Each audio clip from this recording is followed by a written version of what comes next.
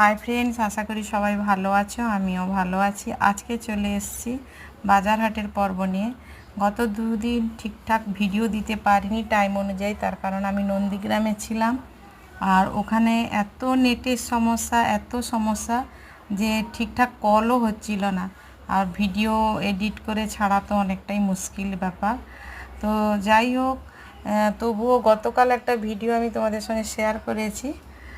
আর আজকে তো বাড়ি চলে এসেছি, আর বাজার ছিল না বাড়িতে, তাই কিছু বাজারপত্র নিয়ে এসছে, ভাবলাম তোমাদের সঙ্গে শেয়ার করি। শসা, একটা তরমুজ নিয়ে এসছে, তরমুজটা কেটেই নিয়ে এসছে, দেখছি লাল, এবার খেলেই বোঝা যাবে কতটা কি ভালো কি খারাপ।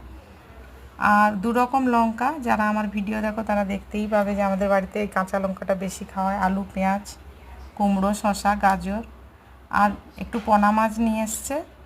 এটাই আজকের বাজার হাট। ভালো লাগলে লাইক করো।